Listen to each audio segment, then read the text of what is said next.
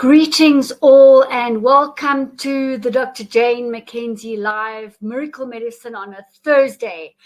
And joining us today are a crowd of people that battled to get in on Sunday when we had my graduation ceremony celebration at the 365 Healthy by Choice Center here in Bryanston.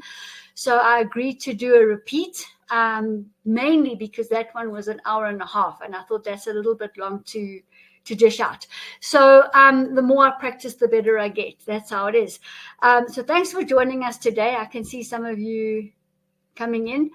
And what I'm going to do today is just belt out the main essential highlights from my doctorate. I'm super excited to have graduated. I can't tell you, it's had its highs and its lows, and that's going to be relevant just now when I name the framework for you. From my existential framework, existential means holistic in the bigger sense, beyond just the earth. I've always viewed things as inclusive, as holistic. And the framework that I was presented with as a pharmacist wasn't the framework that was going to heal people. I didn't need that one. I needed a more inclusive, holistic framework to affect the healing that I was looking for, because I wasn't only looking for physical symptomatic healing, but dis-ease and disorder healing, including emotional and neurological and spiritual. So that's really the basis of holistic quantum healing. And on the basis of that, right at the beginning, I worked towards setting up my 365 Healthy by Choice Center here in Bryanston, which is a good example of a global virtual 24/7 holistic quantum well-being center. And I'm going to be expanding on that to really bring in a sanctuary for people to come and heal and learn and relax. It's a kind of an oasis in the middle of a city. So more on that in towards the end. So I was battling with a bit of discord. Even when I studied pharmacy, I was looking for the herbs, the naturopathy, just the natural organic quantum state food and herbs to heal people. Anyway, everything happens for the best and a good reason. We need the background. I needed pharmacy to be where I was today. So when I looked out there, the model was very reductive. Reductive means breaking things down into small pieces. In other words, let's fix the thyroid. Let's just fix the blood and make sure that the symptoms go away. Whereas I needed to heal the body. And that required holism. So my whole overall stance and view of life is holistic. Even in the 365 Healthy by Choice Center, we've got a lot of integrative, interleading, interconnected, ways of entering the wheel, if you like. It's either the online product shop, or it's the quantum consultations, the live blood analysis, the acupuncture, the intravenous oxygen or mineral drips, infrared saunas, courses, talks, webinars, and soon to be books as well. So it's all interrelated, integrated, holistic. And I'm just very fortunate that I came into holistic quantum well-being healing, because this is really very the next level. I do consider myself a pioneer in this field, and my case studies are testimony to this. And the more simple you can get, the more simple your language is, the more I think you know your subject and the more people heal. I think it's very important that people identify that they will heal themselves. They are the healers. Physician, heal thyself, Hippocrates. And I consider myself the facilitator. So I can take the horse to water. We can put beautiful nutrients, detoxification herbs, and even from an emotional point of view, you need to do your own self-healing. So there again, we'll set up the field for people to do their own healing. So that is the most, the key and the critical thing to know, and to get out of the old paradigm whereby you go and visit a health practitioner. They tell you what to do. They tell you what to take 3 times a day for 3 months, and then get a repeat script or however it might be and get on with it. This is not like that at all. It's very much working with intuition, with uniqueness of individuals, but most importantly, working with the intelligence of nature and the innate ability of a very intelligent body to heal itself. So in the research, one of the major conclusive findings for me anyway was that consciousness creates disease. And that really, really fits into our physical assessment, neurological, emotional, and spiritual assessments, and then the realignment there, because most often people will come in with the physical symptom, the back sore, the guts upset, diarrhea, and bleeding, the thyroids, hyper or hypothyroidism, the heart, the blood pressure, the blood sugar, the weight, intense pain, inflammation, fibromyalgia, autoimmune, or you name it. So people will come in with that, cancer. And we need to not focus on the body's representation, because the body speaks the mind. And look at what's underneath. Yes, we're not going to ignore the physical. We're definitely going to look at those risk factors. And we're definitely going to bring in things like oxygen and probiotics and flaxseed oil and liver cleansers and almost gold alchemy, etc.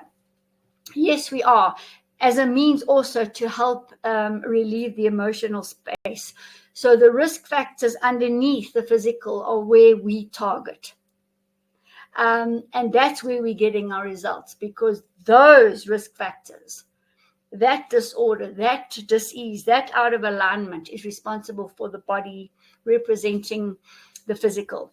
And, we tell people, look, put that over there. Let's focus on the real origin of the pain or the inflammation or the disease. I'm not discounting the fact that the world is polluted, the air is polluted, same as water, same as food, chemicals, environmental chemicals, uranium, etc. I'm not discounting that at all. And those are very real, and they do need to be detoxed out of the body, more so than our ancestors, because there weren't that many around, simply. And the water was of a purer nature, so was the air. But that's all fine. And even dominant reductive biomedical, that approach, we welcome it, we embrace it, because it's part of us. What we set up here is ours, it's our responsibility. We need to own it and move with it. So a massive amount of advances have taken place, and it would be take a long time to mention them all, but massive amounts, not only in the medical field, but also in science, in maths, environment, education. And this is what we set up. We needed to become reductive, microscopic, in other words, so that we could then expand back into a higher level of holism. Holism has always been there. 5,000 years old, ancient Eastern, Russian, North European, African, North American, South American. It's been around forever. Holism is. There's only one, and there is only one thing. So we've strayed off on purpose, how it's meant to be. And now we have a look and we ask ourselves, at what cost? Because the research showed me, and the people coming into my center in Bryanston, that disease is on the increase. It's getting worse. The pain's getting more severe. The incidences are increasing. Take autism, take cancer, degeneration, pain, inflammation, number of days off work, productivity, and all of that's declining. And there's research supporting all of that. So why, and as I said, at what cost have we advanced on a technical level? And the time now is I've been talking about a paradigm shift since probably 2012. And this is where we are. We heading towards a turning point, if you like. I call it a quantum collapse, because it collapses and then we reemerge with a higher conscious level.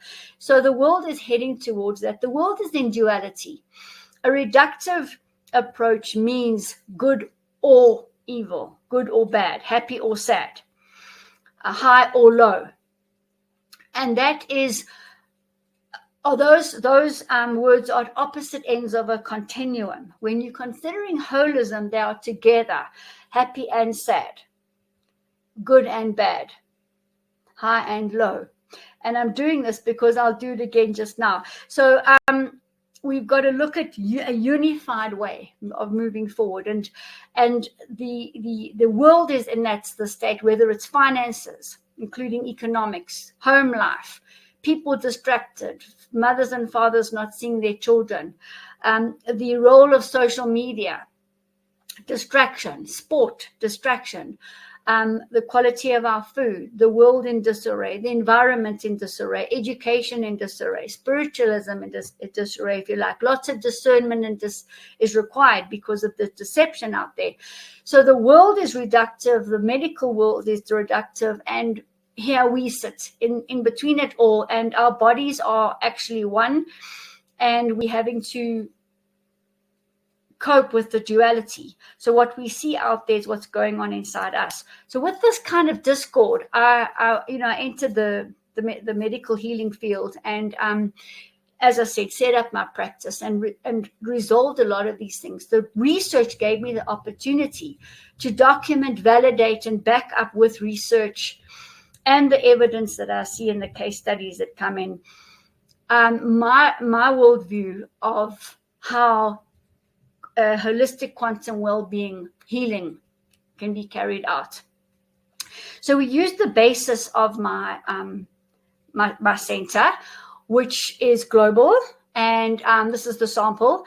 And I have, because I can use these quantum NASA medical devices, the EPICs, the SCIO, I'm able to reach globally anybody from Moscow to Los Angeles to Sydney to the Alps to Zimbabwe.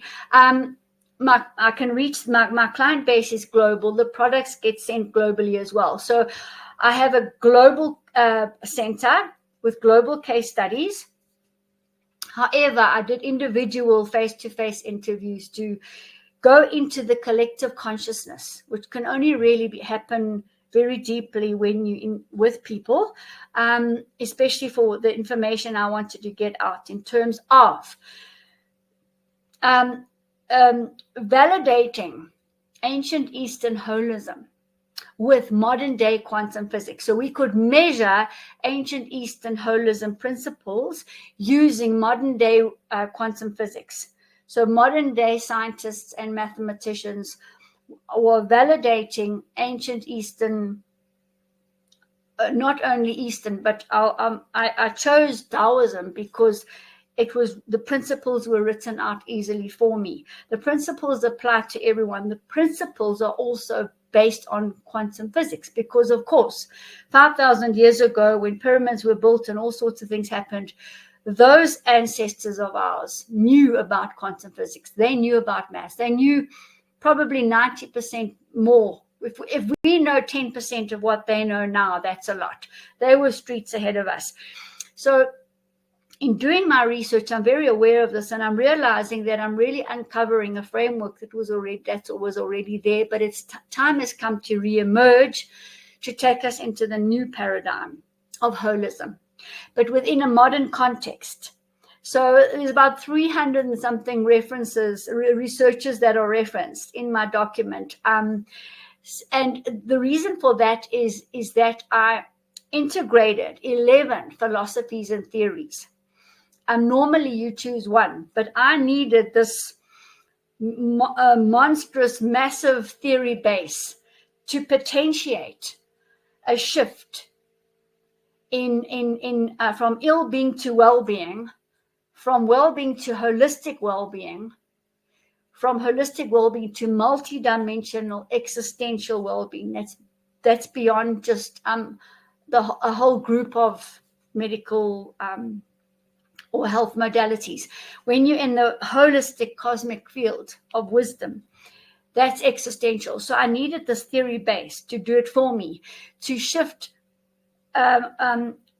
well-being into holistic well-being, and then to take that into multidimensionality, in other words, beyond the third dimension. So there were two aspects happening, and I needed three major paradigm shifts for that to happen. I'm going to show you graphically what I'm talking about in a moment. If you've got any questions, please, put them in the chat so I can see what you want me to go over again. But this is recording beautifully, so you will get it. So here I am with this idea in my head, knowing basically what I need to do.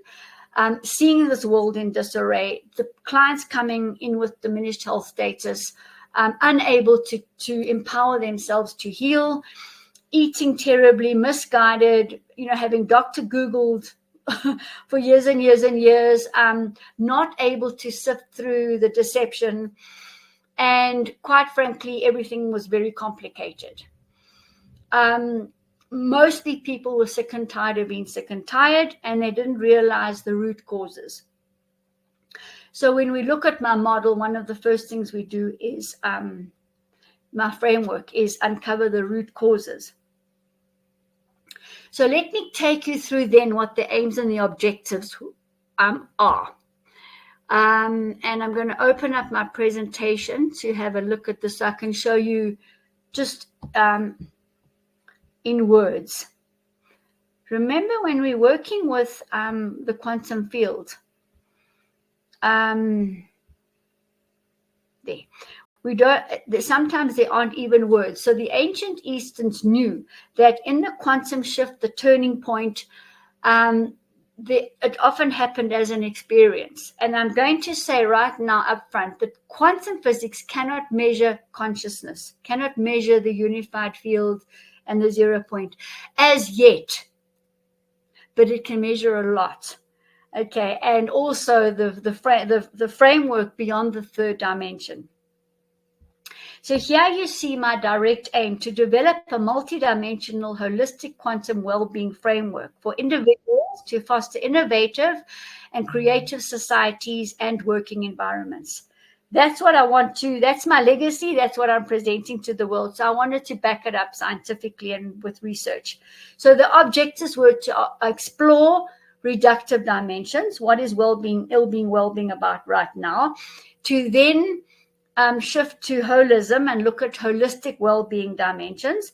And then that we're going to fill the gap between reductionism and holism. Then have a look at self-reflecting measurement. I'm going to talk quite a bit about that just now.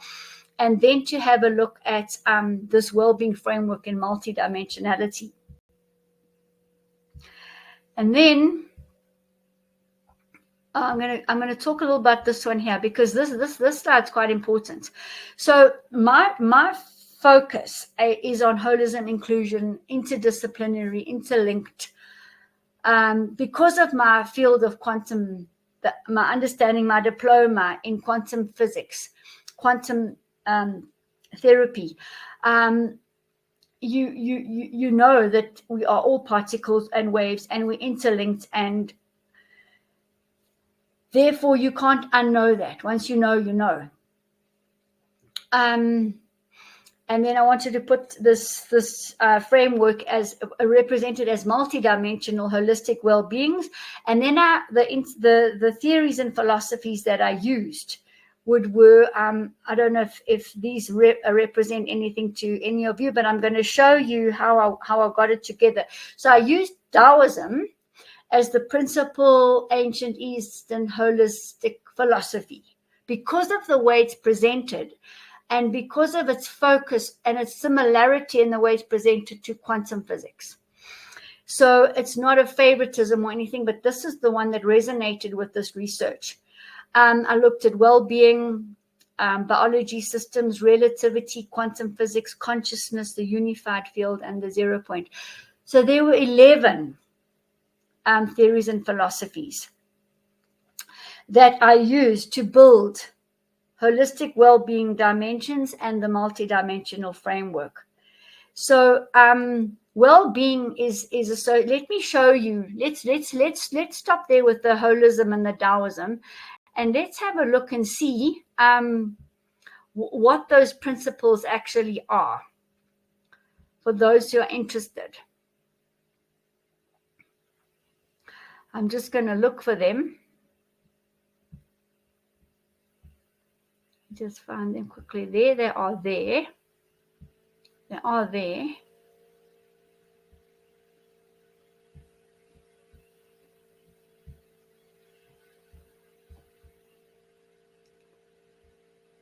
Yep, there they go. All right. This is out of my document, out of my thesis. So here are the 5 principles of change reflecting holism. And this comes out of the book called the I Ching. Some of you might have heard the I Ching. So Taoism, holism, the unified binary yin and yang of field of non-duality, non-locality, and non-linearity. Now that's a lot of words, and I'm going to simplify it for you. So the first principle is all phenomena exist within infinite space. So that is within the entire cosmos, infinity, the unified field, the Akashic records, the morphogenic field. People have different names for it. It's the field, the cosmos. All phenomena exist within this. Us, anything living, non-living. Number 2, all phenomena are interrelated. That's because of particles and waves. We all interrelated, everything, the dog, the rock, the mountain, the wind. The number 3, all phenomena are relative. That's relative to the theory of relativity in time and space. And then number 4, everything has energy and vibration. So there's a frequency to everything.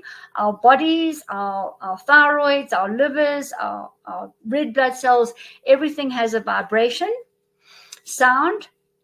And then number 5, everything is constantly changing.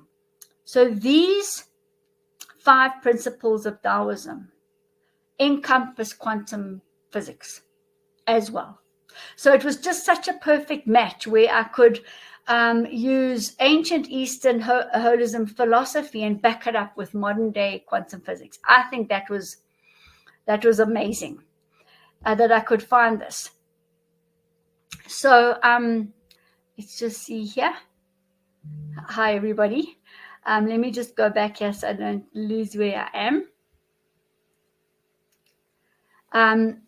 So this is the whole excitement. And then I did a whole lot of research because you have to, and then you've got to summarize it all. So the 2 streams were reduction to holism for well-being, and then the 2 and 3-dimensional frameworks or models into multidimensionality. What do I mean by 2 and 3? So when you look generally at diagrams and frameworks and models, it's a flat sheet, it's 2-dimensional. There's like diagrams and boxes. Sometimes there's a circle with the wheel. That's totally 2-dimensional. Sometimes there will be dimensionality in it, a kind of a sphere or a kind of a cube, but not really. That's 3-dimensional. But I went beyond that to the invisible, 4th and beyond dimensions. So bear with me, watch the space. It was incredibly, incredibly humiliating, inspiring, and, something that has deep reverence and gratitude within me to be able to have been able to have done this. And the external examiners, the 2 of them, were actually, very, very positive and just quite enamored by my ability to have interleaved these 11 theories that appeared to be opposite but were actually complementary. So nobody had ever thought of this before. So that's one of the real contributions to knowledge, and there are many in my document. But anyway, the main fundamental thing. So now we're gonna put all these theories together. I'm going to show you. Let's just go back to where we were here, the framework. And then, okay, so here are the theories which I did mention to you. And this is where we're moving from reductionism, duality, to holistic binary. Yin and yang means high and low together. So the whole binary thing is the perspective that happy and sadness are together. And that is Taoism. That is yin yang. And in the other ancient Eastern and worldly, all over the world, traditional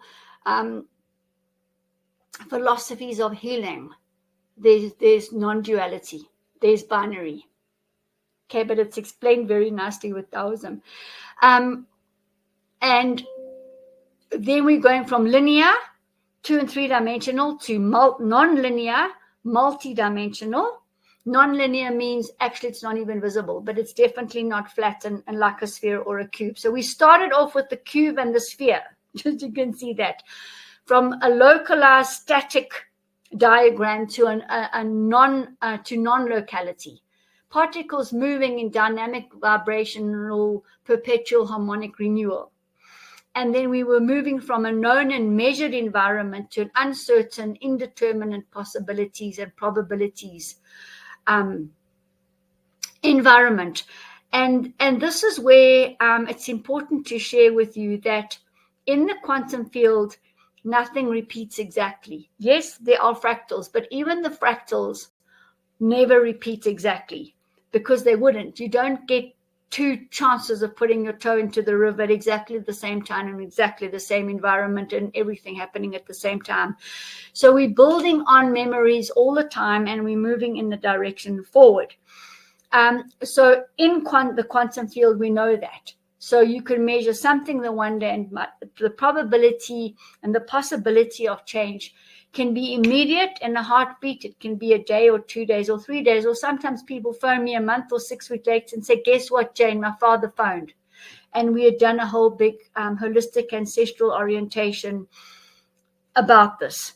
So the universe works when the time's right. That's relativity. Relativity in time and space to consciousness. Okay, so we've done that. Now I want to just show you. I want to try to keep it simple for you. My references are huge, as I said to you, across all these. Now let's have a look at the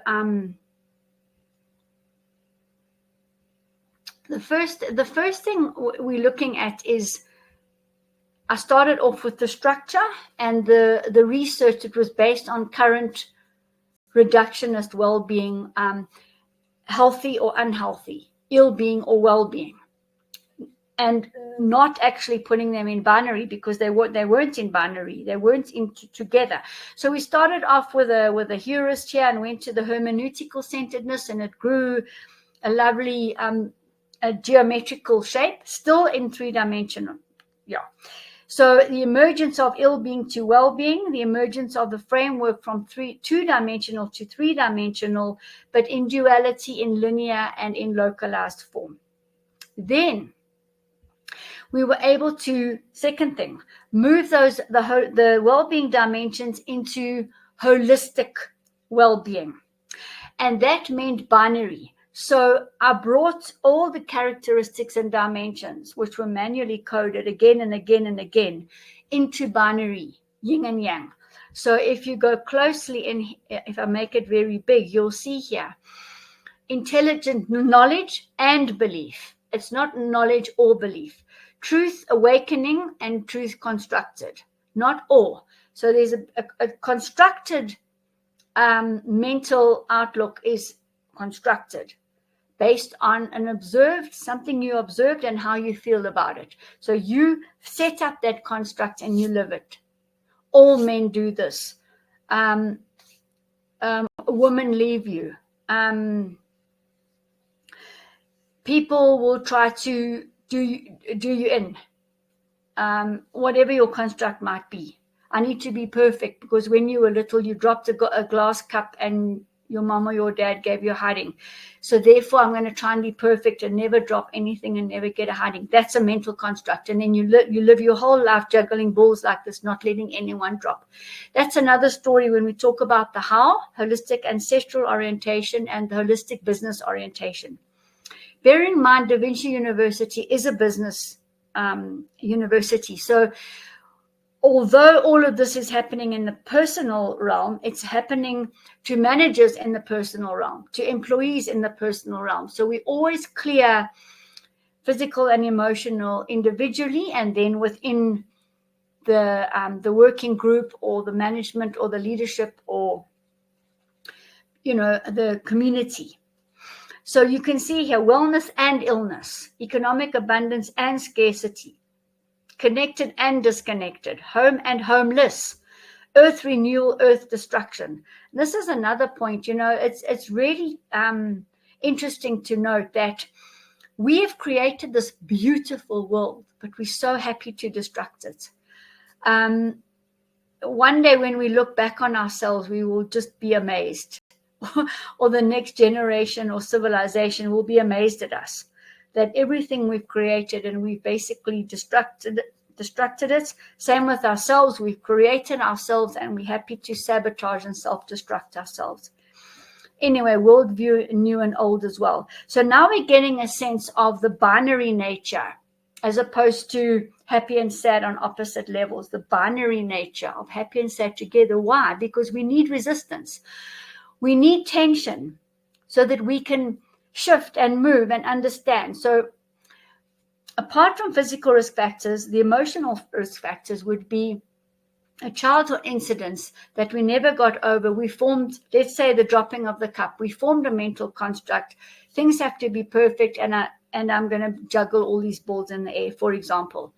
And then we live that, and it's in duality. But we live this construct, and it then makes us sick. So, and more sick and more sick. And we repeat these patterns throughout our life until it gets worse and worse and worse and worse, until you've got something like degeneration, like a cancer, where the magnetic spin is actually reversed. And that makes it very difficult to bring a human being back into normal magnetic spin.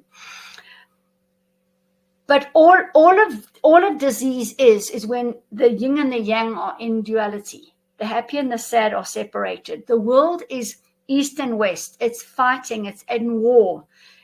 And the yin and the yang are separated. There's disorder.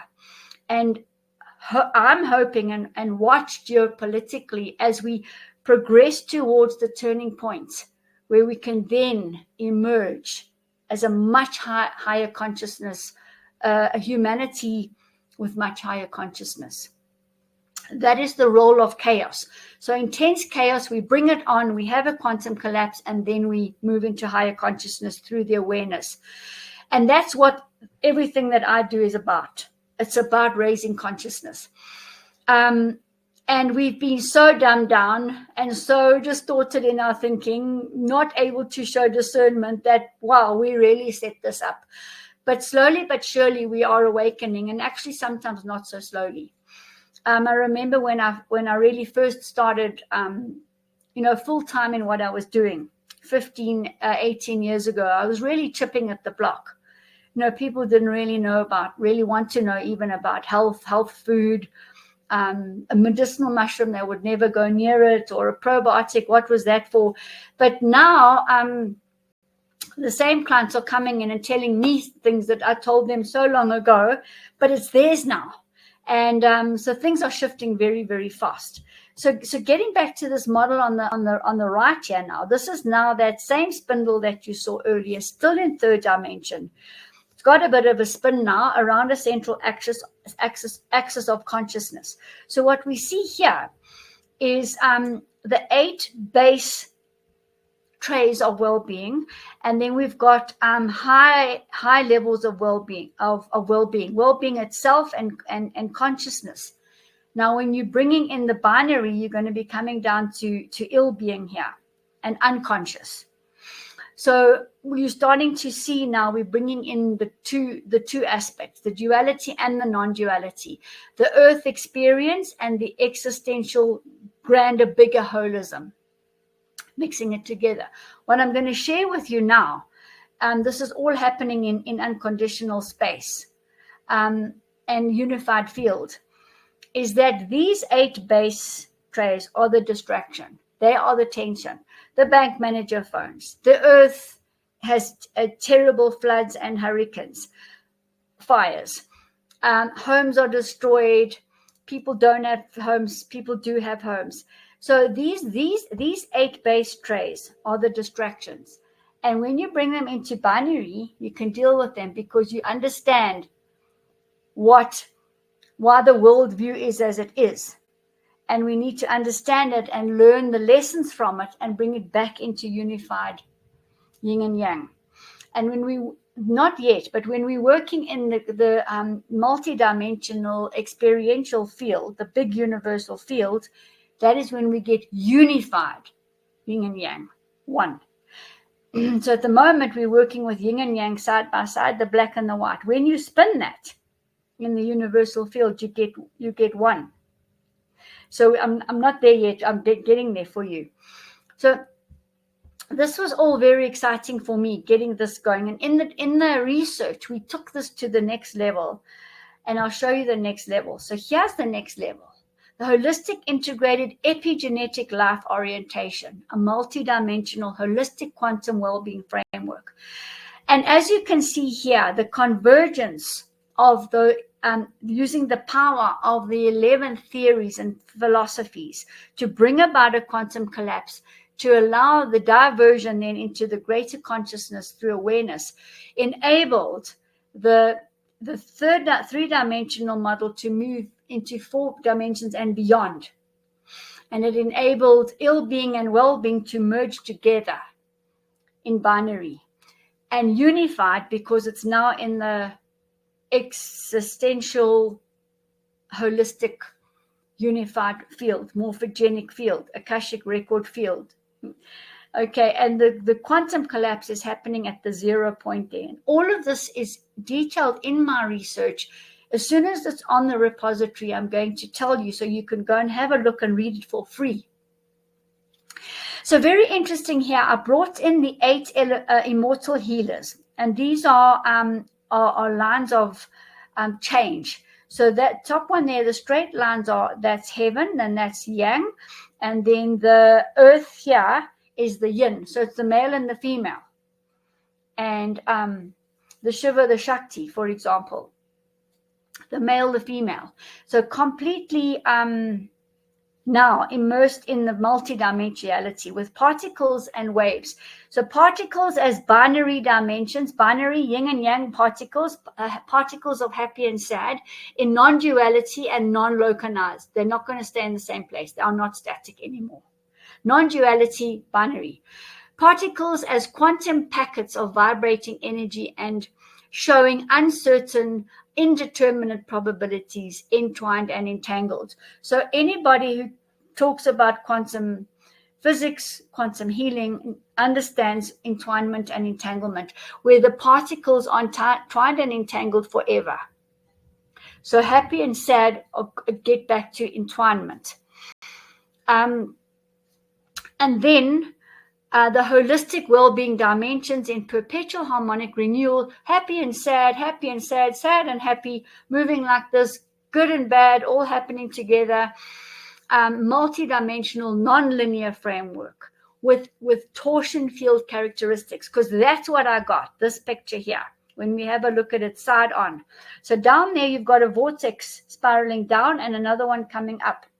Like at school, when you played with the magnet and you had the world and split into 2 almost, and you had the North Pole at the top with the magnets doing that and the South Pole with the magnets doing that.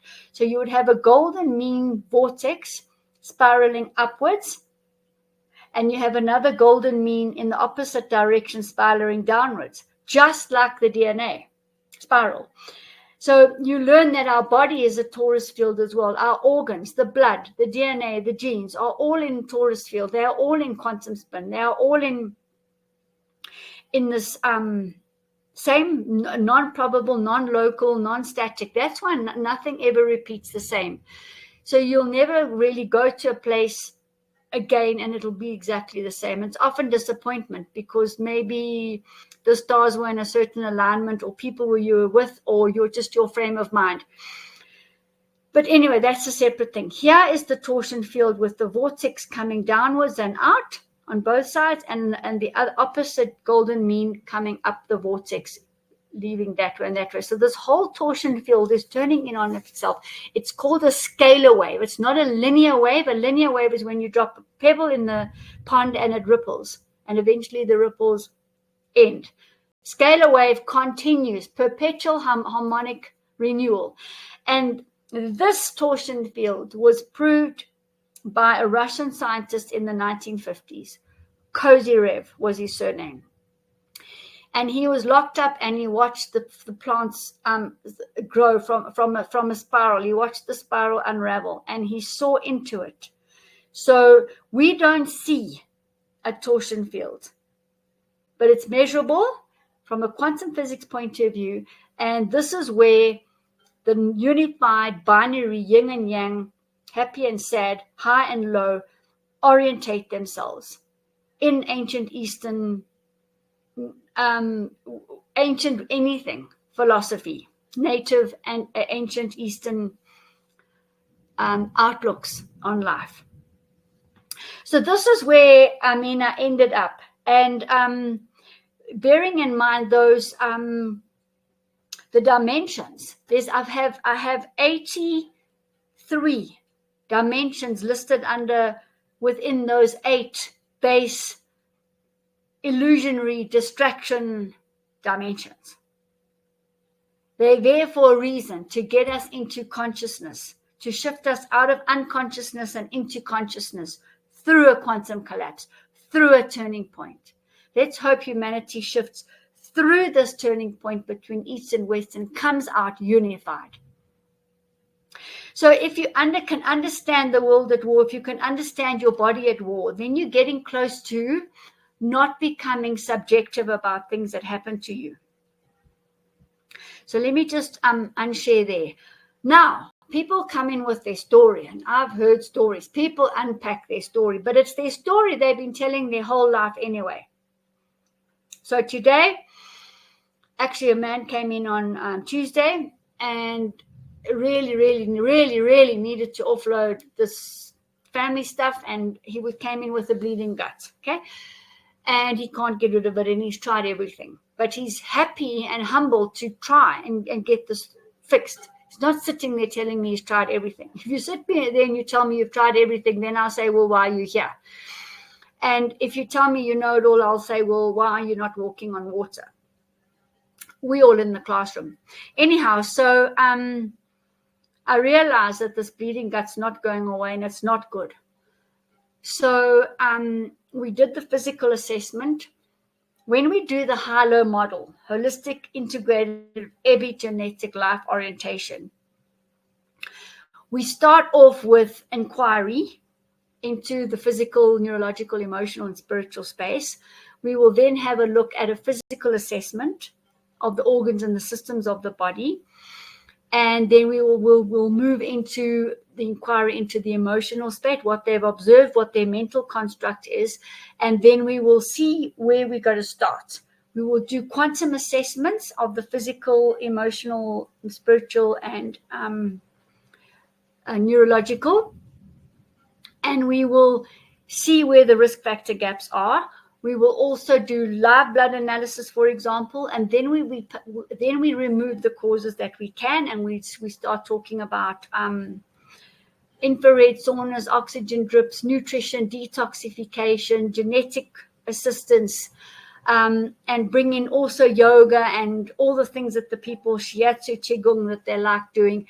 Then we will move to the holistic ancestral orientation, and here is where we get to the origin of that bleeding gut. And that's what we did today.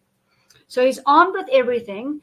He sent me about 15 WhatsApp texts telling me why he shouldn't start the probiotic, why he shouldn't start the flaxseed. These are all going to start flare-ups because he has a mental construct that these things do this. And he said to me, which nutrient did I give him that was going to heal the gut? I said, everything. I said, not one is going to work on its own. Anyway, so we unpacked today his uncertainty, and stemming from mom, and a whole long story, never knowing when the father was coming back. But we went back in the lineage and found where the emotion was stored, where it was coming from.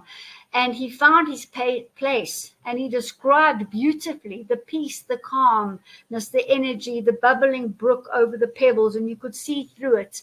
And he just felt supported. He felt not alone, as if he was just suspended in abundance and purity, which he's been looking for his whole life. Anyway, I'm going into a bit of detail. And in order to do all of that, we got to give mom back her memories and dad back his honor. And that's how we then go through the quantum shift and we come out into higher consciousness through awareness. So that's the holistic ancestral orientation. And the next step would be having a look at you, your work, your vocation, or your business, and then shifting and realigning the business as well to the next level within the quantum field. So in the quantum field, you get definitive answer. In the mental field, you'll get options, and it drives you mad because you never know which one. And the distractions are there, those 8 base dimensions are there, and you scattered. But in the quantum field, the way we do it, the way we set it up, you know definitively. And you know you've changed, you feel you've changed. At the end of it, he said to me, Jane, I've never done anything like that. How did this happen? Where did we go? So these are the testimonies I'm getting all the time. The business people, the same. It's definitive, which we do first, what we do second, what we do third. So that's the HIELO model within that framework, within the torsion field. What I've prepared is a framework for you to take and use. It's not static. It's not finished. It's never going to be, because we are evolving all the time. But it's based on all the researchers, all the history, all the highs and the lows that we've all experienced to get us to this point today. So we are looking at reductionism within holism, because holism is all embracing. And then you take this model, this physical model, and you go through it. As I said, there's 83 dimensions. You can, to your heart's content, go through that. On a physical level, there's assessments. On the emotional level, you can do that yourself. And then we talk about self-measurement of happiness and health and harmony. And that's also something that I brought through, because people rely on external assessments. 10 questions, you got 7 of them said you're happy, or 3 of them said you're happy, and that's static, because happiness and sadness can go like this all day.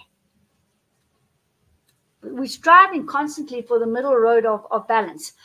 And so that doesn't really work. We need to use our own internal barometer of measurement. Medical profession, psychologists will use levels like serotonin levels, dopamine levels, testosterone, estrogen, progesterone levels, adrenaline, cortisol levels to determine stressed or not stressed, happy or sad. And we're moving away from that, and it's your own cup. How full is your own cup at that point in time?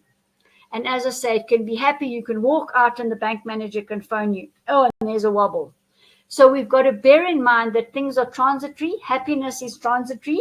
Enjoy it while it lasts, because as you've come through this quantum collapse and you're feeling beautiful and calm and in an unconditional love space, you don't know when, but the next dis-ease or disorder is going to come along, and that's where we need to remain centered always. So I tell people this, but don't see it as a challenge, don't see it as an obstacle, see it as a way forward to understand yourself more, to self-discover, to self-transform, and know where you're going. Don't be distracted left or right. So this, as I say, is going to be freely available on the university repository as soon as it's posted. And, it's with great humility and gratitude that I think I had the patience to sit this through and to delve deeper and deeper and deeper into this field of holism and oneness and unity. So with that, I'm going to end. And more questions we can do next week.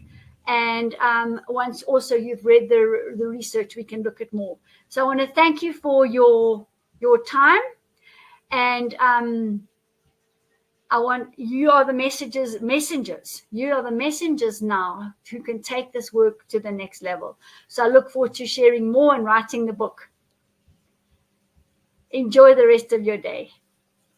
Anyone who wants to book, you can get hold of me. I'm going to write it here in the chat. You can get hold of me on +27 83 459 6208. And on the WhatsApp, and you can give me a ring and we can book an appointment physical assessment and the emotional release. They go hand in hand. They themselves are yin and yang. So then we'll be doing physical, neurological, emotional, and spiritual, raising our consciousness. I've done about 60, 70 of these. I don't stop because I want to self-discover as best I can this lifetime. That's what I know that I'm doing. My work is a means to self-discover. So is your work. My work is my vocation. So should yours be. Enough on that. More in the book. Bye.